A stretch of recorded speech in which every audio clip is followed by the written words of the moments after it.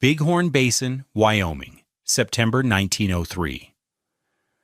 The autumn air was sharp and clean, carrying the scent of sagebrush and the promise of a brutal winter. On a small draw overlooking the Graybull River, a man was engaged in an act so peculiar it had become a form of local entertainment. Stoyan Karajeya, the Aromanian sheepman, was not felling logs or quarrying stone. He was beating wet wool with smooth, dark river rocks. He had built a strange, circular frame of bent cane, 18 feet across, looking more like a basket-maker's folly than a foundation. Beside it, heaps of shorn wool, the summer's clip from his own flock, were being systematically dampened and hammered on a flat stone slab. The rhythmic thud of basalt on fleece echoed in the dry air, a sound no one in Wyoming had ever heard before. "He's pounding his house together," said Silas Croft, a neighboring rancher, leaning against his wagon. He shook his head, a gesture of pity mixed with amusement. "A house of wool." Halford Wickham, the county brand inspector, rode up, his posture stiff with the authority of his office. He was a man who understood the physics of the Bighorn Basin in terms of frozen livestock and cracked axles. He watched Stoyan lift a matted, dense panel of what looked like gray felt and offer it up to the cane lattice. "It's foolishness, Stoyan," Wickham called out, his voice carrying the easy confidence of a man who had never been wrong about winter. "You can't build a wall from a sheep's back." Stoyan paused, wiping sweat from his brow with the back of a calloused hand. "It is not wool," he said, his English quiet and precise. "It is felt." Wickham grunted, unimpressed by the distinction. He had already delivered his professional opinion to anyone who would listen down at the stockyard. "Mark my words," he'd said, "that wall will soak up every bit of sheep grease smoke from his stove. Any meat he hangs in those rafters will be sour and rancid by Easter. It's an unbreathing wall. It'll sweat and rot from the inside out." The other ranchers had nodded. It sounded like experience. It sounded like fact. To them, Stoyan's round hut was the work of a man driven mad by loneliness or nostalgia for some forgotten old country. The mockery lasted through the autumn. The structure rose, panel by 9-inch thick panel of boiled, pounded felt, lapped over the lattice like giant shingles. The men called it the wool yurt, the felt igloo, the sheep grease sweat lodge. Stoyan Karajeya simply kept working, his basalt hammers rising and falling, a steady, patient rhythm against the rising tide of ridicule. What did this Aromanian Vlach pastor, this transhumant felter from the Pindus Mountains of Greece, understand about the physics of boiled felt density that the most experienced stockmen and builders in Wyoming had missed? This channel is dedicated to the lost wisdom of the frontier, to the forgotten innovators who solved impossible problems with the materials at hand. Their stories are not just history, they are lessons in physics, engineering, and human resilience. If you believe, as we do, that the past holds practical knowledge for the future, then subscribe to our channel and hit the like button. I promise you will learn how a simple, ancient technique created an insulating material that outperformed log, stone, and sod. Let us know in the comments, what's the most unconventional building material you've ever seen used? Stoyan Karajeya was not a carpenter. He was not a mason or a frontiersman trained in the tight-scribed saddle-notch construction of a proper log cabin. He was a pastor, a shepherd, from a line of shepherds who had moved their flocks between the summer mountains and winter lowlands of the Balkans for 1,000 years. His hands knew the language of wool in a way no American rancher could comprehend. They had worked with the tools of his trade, the long curing vats, the heavy wooden mallets, and the smooth, water-worn basalt stones used to pound fleece into a material as dense and unyielding as seasoned timber. He knew that raw fleece was a cloud, but boiled and beaten felt was armor. He and his wife, Elena, had brought their two children, Anna and Ion, to Wyoming seeking land and a future for their own flock. They had bought a small parcel in the Bighorn Basin, a place whose sweeping vistas and harsh winds felt both alien and strangely familiar. They had survived their first winter, but only just. They had built a standard homesteader's cabin, a single-walled structure of pine logs, chinked with mud and grass, and they had learned the true nature of Wyoming cold. That first winter, the cold was not just a temperature, it was a physical force that broke things. Stoyan remembered the morning the brass eyelets on his work boots pulled clean out of the frozen leather as he tried to lace them. He remembered Elena crying out in surprise when the thick iron handle of the milk jug snapped at the rivet as she lifted it from the porch, the metal made as brittle as glass by the 30-degree Waffer's air. The cold had a sound too.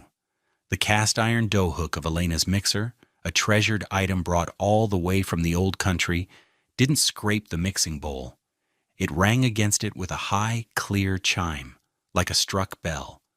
They burned wood constantly, a whole cordon of it in a month, yet the cold lived inside with them. It clung to the walls, radiated from the floor, and painted the nail heads in the roof planks with delicate, cruel flowers of frost. Stoyan knew they would not survive a second winter like that. He would not risk his family on the flawed geometry of a log wall. The problem wasn't the wood. The problem was convention. The standard log cabin, the symbol of American frontier resilience, was a thermal catastrophe. Its design was born of abundance, an abundance of thick trees and endless firewood. In the Bighorn Basin, where timber was scarcer and the winters more severe, its weaknesses were fatal. The primary failure was thermal bridging. A solid log, no matter how thick, is a continuous piece of material. Heat flows through it. The cold on the outside surface is conducted directly to the inside surface. A 12-inch pine log has an R value of about 15, but that assumes perfect construction.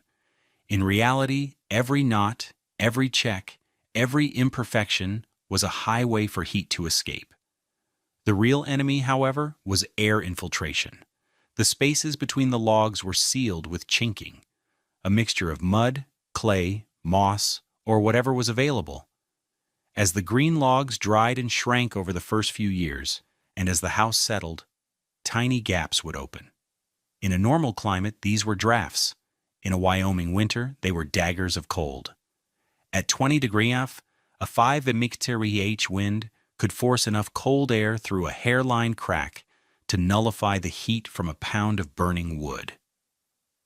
The Croft family, in their handsome, well-built cabin, spent their winter chasing these gaps, stuffing them with rags and paper, fighting a losing war against the physics of convection. They burned through their woodpile at an alarming rate, yet their cabin was never truly warm. It was merely less cold in the 2-foot radius around the stove. Water froze in a bucket 10 feet from the fire. Their world had shrunk to the hearth, the rest of their home, a frozen, hostile territory. This was the conventional wisdom, the proven method, and it was failing them, just as it had failed Stoyan. Stoyan began his own construction in late summer. He ignored the timber stands, heading instead to the river for cane reeds and smooth, heavy stones. He built the circular lattice first, a skeleton that looked flimsy and absurd to the men accustomed to the reassuring heft of 16-inch logs. Halford Wickham rode by one afternoon and watched for a full 10 minutes before offering his advice. "A straight wall is stronger than a curved one, son. Every carpenter knows that. Wind'll push that thing over like a willow basket." Stoyan nodded, not looking up from his work. "A circle has no corner for the wind to catch," he said simply, and continued lashing the cane together with rawhide strips. Next came the felt. This was the process that drew the most scorn. He constructed a shallow wooden basin, filled it with water heated over a fire, and submerged bats of raw, cleaned wool, Once saturated, he'd drag a heavy bat onto his stone slab and begin the pounding. With a rounded basalt hammer in each hand, he worked the wool, his arms and shoulders moving in a tireless, ancient rhythm. He wasn't just flattening it. He was shocking the microscopic scales on each wool fiber, causing them to lock together permanently. He'd fold the mat, dampen it again, and continue pounding. The process took hours for each 3 by 5 foot panel, transforming a fluffy 6-inch pile of fleece into a dense, 9-inch thick plank of felt that was as stiff as a board and surprisingly heavy. All that work, and for what? Silas Croft asked him one day, genuinely perplexed.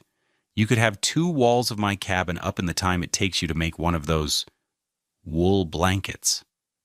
This is not a blanket, Stoyan replied, running his hand over the dense, uniform surface of a finished panel.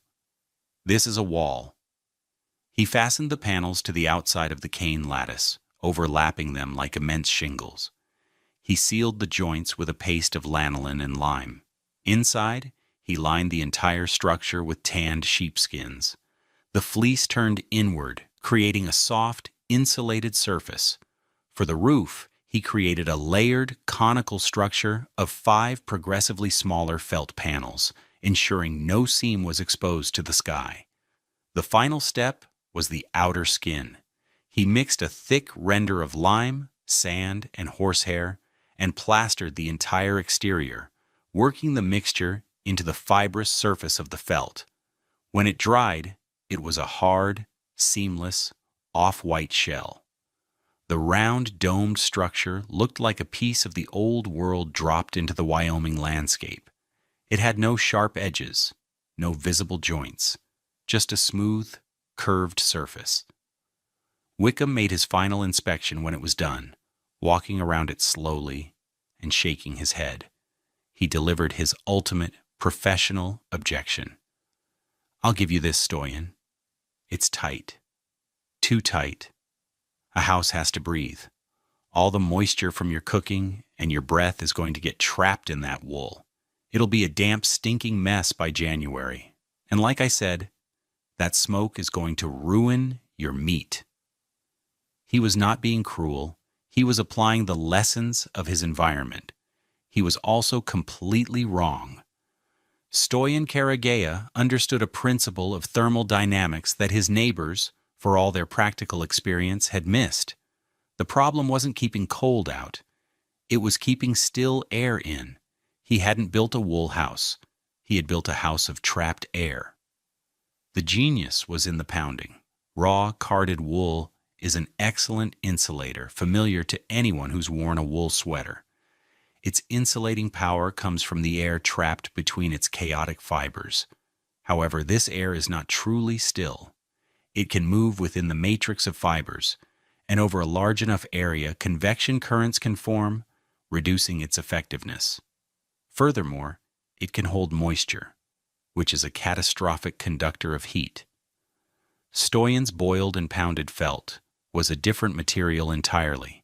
The violent, repetitive process of hammering the wet wool did more than just interlock the fibers. It created a dense, closed-cell structure. Under a microscope, a cross-section of his felt would look less like a tangle of threads and more like a honeycomb. He had created, by hand, a solid-state foam. His felt weighed 0.6 pounds per cubic foot and contained an estimated 3,200 closed microcells of air per square inch. This was the secret. The air inside each tiny cell was completely immobile. It could not circulate. It could not form a convection current. Heat could only transfer through this material by slow, painstaking conduction. A 9-inch panel of this material yielded an R value of approximately 30. For comparison, a 12-inch solid pine log offered at best an R15. Stoyan's walls had double the insulating power of his neighbors' log cabins. Furthermore, Wickham's fears about moisture were unfounded. The extreme density of the felt made it highly resistant to moisture penetration, and the outer lime render was the final, brilliant touch. It was breathable on a molecular level. It would allow water vapor to pass slowly through, but it was completely impervious to wind. Air infiltration, the primary enemy of the log cabin, was reduced to zero. Stoyan's round house didn't have to breathe through 1,000 tiny cracks. It was a sealed, high-performance envelope. The small stove inside wouldn't be fighting a constant invasion of cold air. It would only have to heat the volume of air already inside the structure and compensate for the slow, minimal heat loss through the R30 walls. Stoyan had not built a primitive yurt. He had built a 1903 version of a modern passive house. That winter, the Bighorn Basin did not just get cold, it was assaulted by a specific and terrifying weather phenomenon. A lee-side downslope event settled in for 9 straight days. It wasn't a blizzard, which brought the insulation of snow. It was a relentless cycle of wind and plunging temperatures. A powerful Chinook wind, usually a harbinger of warmth, would roar down the eastern slopes of the Absaroka Range for hours, gusting to 50 miles per hour. But instead of warming the air, it scoured every last degree of heat from the landscape. Then, the wind would suddenly cease. In the dead, echoing silence, the temperature, already at a brutal 27 degrees, would plummet. Within 30 minutes, it would hit 44 degrees. The cycle would repeat every few hours, a screaming wind that froze fuel solid, followed by a silent, crystalline cold that shattered iron. For the settlers in their log cabins, it was a nightmare. The wind drove the cold through the chinking like pressurized water. Inside the Croft cabin, the family huddled around their stove, which glowed a dull red but seemed to cast no heat. Every surface away from the fire was covered in a thick layer of rime ice. The windows were opaque white sheets. When the wind stopped, the silence was worse. The house would groan and pop as the logs contracted in the sudden, deeper cold. They slept in their coats, packed together in one room, listening to the world crack around them. They were surviving, but they were not living. At the Karagia homestead, life went on. The roaring wind was a distant hum against the thick, silent felt walls. There were no drafts, not one. The air inside was still and calm. Elena kneaded bread on the kitchen table, and the dough rose steadily in its bowl, a small, miraculous act of biological warmth. The children, Anna and Ion, played on the sheepskin floor in their shirt sleeves. The small stove required feeding only a few times a day. It emitted a gentle, steady warmth that filled the entire circular space evenly. There were no cold spots, no icy corners. The temperature inside held at a constant 68 degrees Fahrenheit. Stoyan kept a simple record. He had a thermometer inside and one outside. During the worst of the downslope event, when the air outside plunged to 44 degrees Fahrenheit, the temperature inside his felt house dropped only 2 degrees, from 68 to 66.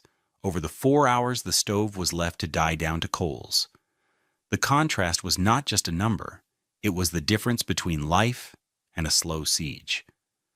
While his neighbors were burning through their precious fuel just to stay alive, Stoyan was comfortable.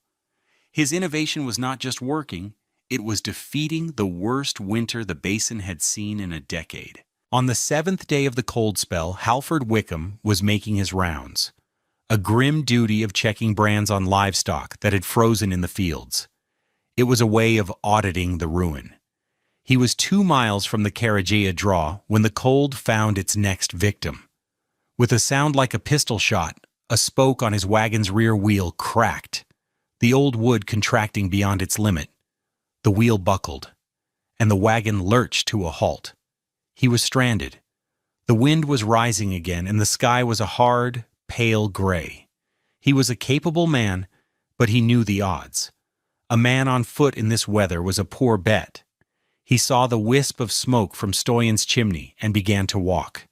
He expected to burst into a frigid, smoky, miserable hut. He expected the desperate cold he had felt in every other cabin he had visited that week. He stumbled through the door Stoyan opened for him, bracing for the familiar misery. But the air that met him was not cold. It was not even hot and smoky like the area around an overworked stove. It was just warm. An even, silent, peaceful warmth that seemed to come from everywhere and nowhere at once. There was no draft from the door he'd just opened. Elena wordlessly ladled a bowl of hot, sour cabbage soup into his hands and sat him at the table. The children watched him, their faces placid, not pinched with cold. The warmth soaked into his frozen limbs. He devoured the soup, then a second bowl. It was the best thing he had ever tasted. It was only as he was finishing his second bowl that he noticed the silence. It wasn't just the lack of wind noise. It was the lack of a crackling, roaring fire. He turned his head and looked at the small parlor stove. It was dark. The metal was a dull, cool gray. There were no embers visible through the grate. He stared at it, the spoon halfway to his mouth. "Your stove," he said, his voice hoarse. "It's out." Stoyan nodded from across the room where he was mending a harness. "Since this morning," he said, "it is enough heat for now." Wickham slowly put the spoon down. He stood up and walked to the wall. He placed his bare palm flat against the sheepskin lining. He expected to feel a deep, penetrating cold, the signature of a Wyoming wall in January.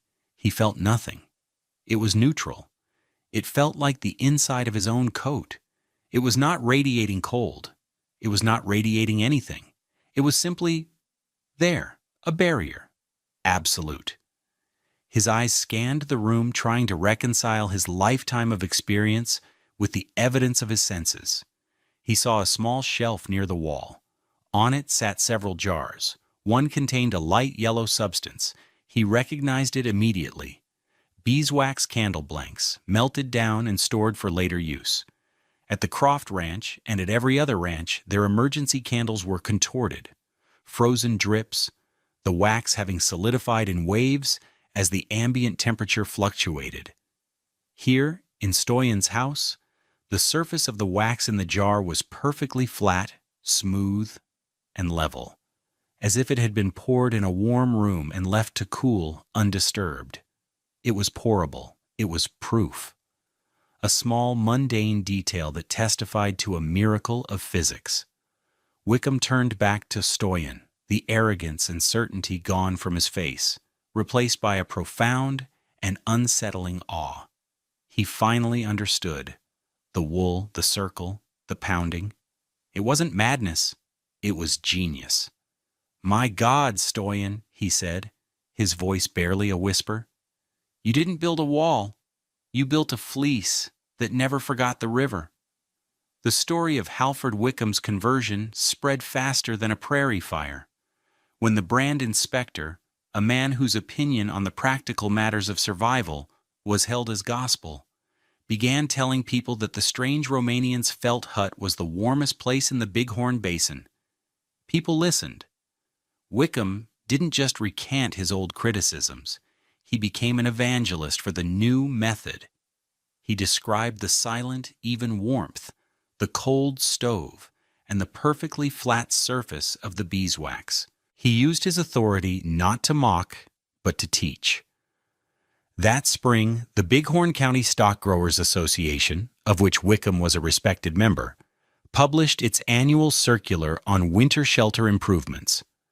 Tucked between articles on windbreaks and feed storage was a 2-page spread titled Instructions for the Pounding of Felt Panels for Insulated Structures by S. Karagaya. It detailed the entire process, the selection of wool, the construction of the pounding slab, the method of boiling and beating, the recipe for the lime render. Stoyan, who had never sought recognition, shared his knowledge freely. He answered every question, demonstrated the technique to anyone who made the journey to his draw, and never once mentioned the months of ridicule. The adoption was slow at first, then rapid. That autumn, 9 ranch families across the county, including Silas Croft, built their own boiled felt structures. Some were small emergency shelters built near their main cabins. Others were ambitious additions. They discovered that the technique was scalable, adaptable, and, most importantly, that it worked. The fuel savings alone were staggering, with families reporting they used less than a third of the wood they had burned in previous winters. The comfort was immeasurable. The innovation spread, a quiet revolution of warmth and efficiency born from ancient knowledge and frontier necessity. The principles Stoyan Karadžić demonstrated in 1903 were a century ahead of their time. His boiled felt panel was, in essence, a primitive structural insulated panel, or SIP. He had created a composite material that combined structural integrity with a super-insulated core. His focus on eliminating air infiltration by creating a seamless, rendered outer shell is now a foundational concept in modern building science, known as the air tightness layer. While his neighbors were focused on thermal mass, the thickness of their logs, Stoyan understood the superior power of thermal resistance and the elimination of convection. He achieved an R30 wall performance that would be considered excellent for standard construction even today, and he did it using nothing but the fleece from his own sheep, river stones, and lime. In the end, the story of Stoyan Karadžić is about more than just a warm house. It is a story about the nature of knowledge itself. The frontiersmen of the Bighorn Basin possessed a hard-won, practical wisdom, but it was bounded by their own experience. They saw wool as a covering, a garment. They could not see it as a building block. Stoyan saw it differently because his knowledge came from a deeper, older tradition. He understood that a material could be fundamentally transformed. The long, rhythmic pounding with the wet basalt stones was not just an act of compression. It was an act of instruction. Each blow was a lesson, teaching the chaotic fibers to lock together, to hold their trapped air, to become something more than they were. He didn't just pack a wall with his summer's clip. He taught his own wool to remember every blow it took from the river stone, and in that memory, to build a fortress against the killing cold. Thank you for joining us on this journey into the past. If you found this story of ingenuity and vindication as compelling as we did, please consider liking this video and subscribing to our channel for more tales of forgotten history and the timeless principles of survival. We make these videos because we believe the smartest person in the room is often the one nobody is listening to. Until next time, stay curious. This video presents historically inspired reconstructions for educational and storytelling purposes. The characters, names, and specific events depicted are fictional, but the techniques and scientific principles are based on real historical practices. Anyone attempting to apply historical building methods for modern use should consult with qualified professionals and adhere to all current building codes, safety guidelines, and local regulations. This content does not constitute professional, technical, or legal advice.